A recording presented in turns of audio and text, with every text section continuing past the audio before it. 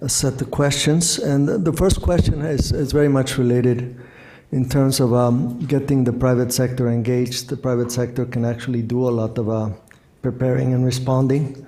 But this is the typical problem of public goods. The costs tend to be private. The benefits tend to be public. One single firm will see it as a cost, not as a benefit in terms of its profitability. So what can be done to get the private sector investing in this? And of course, this probably varies in terms of the type of firm, the type of sector we're talking about, a small, large, well-organized, et cetera. Thanks very much. I think this follows nicely on some of Stacy's remarks, actually. For context, I'll speak largely from experience over the last 6 or so months working with the World Economic Forum, looking at the role of the private sector in health emergencies. So we had the chance to talk to about 100 folks in private and public sector, many companies. And I would say we actually heard a lot of willingness to be part of a response. And that's, I think, understandable once you're in the crisis, but I think we also heard a lot of potential around the preparedness piece. So many of the companies with significant operations in these regions already have business continuity plans. They're already doing the risk management planning. It's just good business for them. And it's not about the profit side, right? There's very little profit. It's absolutely a cost, but it's about cost avoidance. It's about avoiding that downstream larger impact for them.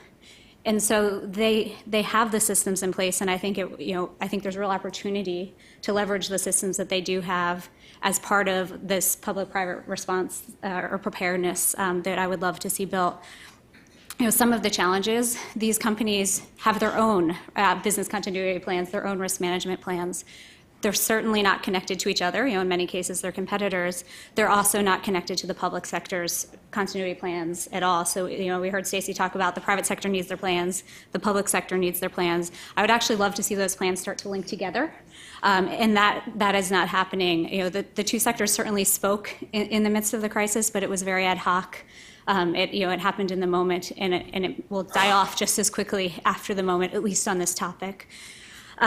I think there's real opportunities because, not only do these companies have plans in place, but they're also major pillars in their communities, right? And they're doing the monitoring already.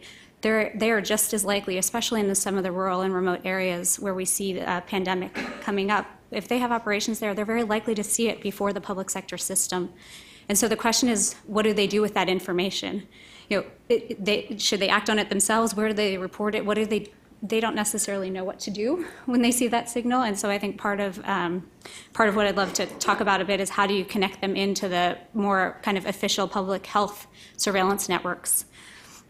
You asked about different companies. I think when we get different companies, different industries, I think this is what I'm talking about is probably most relevant for people with significant or companies with significant operations in the regions we're talking about. For SMEs, my sense is, and I've spent less time with SMEs, but my sense is the story will be a little bit different, right? They don't have the same resources to do this kind of forward planning necessarily.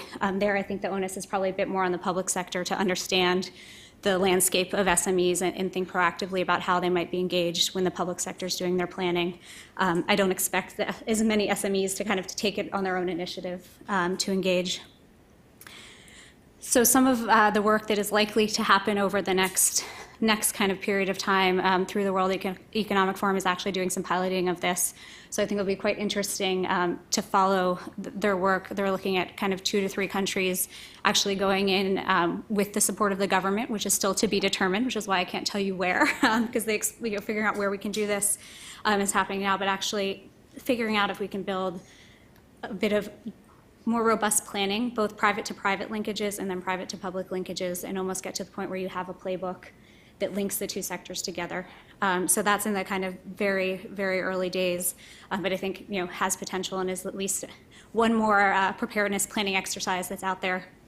As an aside, I've heard a lot of preparedness planning exercises be mentioned in the last day and a half, so my hope is maybe we can start to link some of those together, because there seems to be a lot of them. The last thing I'll say, it's a slightly different context, but we've also done some recent work with UNICEF and WFP looking at the ROI of preparedness. And in every case that we looked at, preparedness always paid off. So in every case, you save time. In the large majority of cases, you save both time and money. And this is looking at things like logistics, procurement, training, all of the normal pieces of response, putting those things in place, spending the money up front, always paid off. And so as much as we can, more studies, in that vein, as much as we can kind of get that message out and really make that case, both in the public and private sector, I think it will be quite important. So, stop there. This is a follow-up question, something you just mentioned. And when you look at the advantages of disadvantages of response capacity between public and private sector, there are some things which the government can do very well. Awareness is one of the ones that Stacy was mentioning about. There's other things the private sector is much more efficient at doing.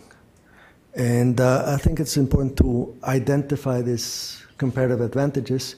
In the case of private sector, you have certain sectors, mentioned logistics, telecommunications, banking.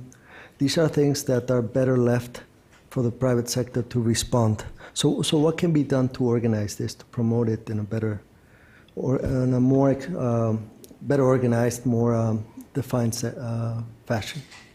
I think for both of these questions, I'm going to end up saying prepare, right? That's what it's going to come down to, is the more you can do ahead of crisis, as we've all been talking about, the better you'll reap the rewards of these companies with the specialized skills in the moment that you need them. But I would say, there's a couple places where the private sector can be quite helpful. One of them is that the private sector is generally well positioned, dare I say, better positioned to act quickly. So there's two ways that this can be very helpful. One is what we've been talking about, right, in mobilizing funds, and/or in-kind contributions quickly, and in some cases with less restriction, right? It's kind of up to them how many strings they put on the funds, and it depends on where they put them. But there's certainly, we've talked a lot about the need for fast, flexible funding, and I'd add to that in-kind contribution.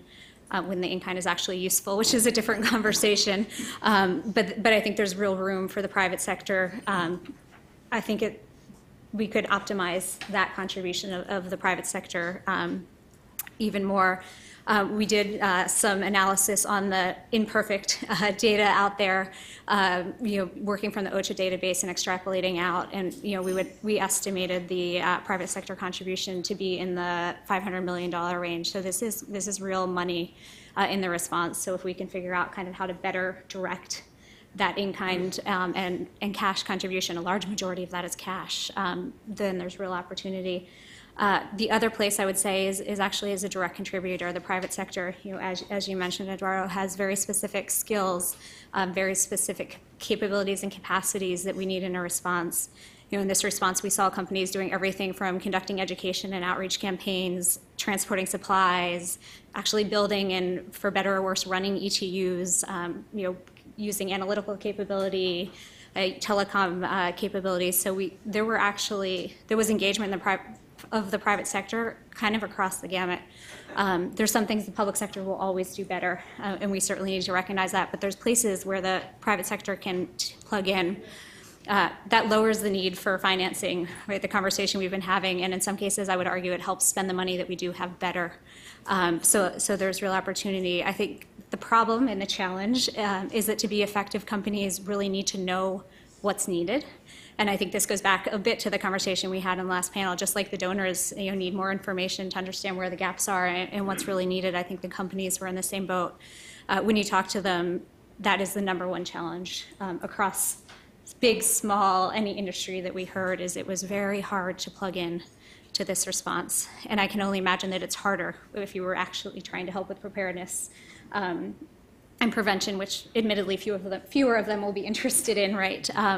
Because many of them are doing this for CSR reasons. But better speed, transparency, and flow of information is something we heard over and over again. I wanted to help and I couldn't figure out how. So if we think about how do you best kind of leverage the private sector, to me, we need a mechanism to engage them so that the private sector knows where to go, knows who's in charge, whether that's, it'd be best, I think, if it could be one clearinghouse, but I don't know if that's possible in this architecture, but that would be best. And again, similar to the last question, I think it's about preparation. The more we can get the public and private sector working together in advance of the crisis, the better. I think we saw this really clearly in this crisis. If you contrast, logistics and operations, where there are actually well-established relationships in advance. The UPS is very well plugged into the UN cluster on logistics and supply chain and all of that. They were able to mobilize immediately as a team. I understand that USAID has a long-standing relationship with FedEx, so that just worked seamlessly in the moment. In other cases, I think telecom is halfway there in places like data management, information management, where the collaboration is much more nascent. You didn't see the same kind of acceleration of private sector participation. You saw many private sector players getting involved, but you saw less traction, less being able to do things at scale. I had a colleague who was at the Paul Allen Summit on Innovation, and she came back saying there were 50 people there with the coolest apps. None of them had gone anywhere, right? Because there was just no channel to plug them in. So lots of interesting, exciting innovation that could have been helpful that just doesn't gain traction. So I think that's a very long way to say prepare, engage them early, figure out where you'll need them.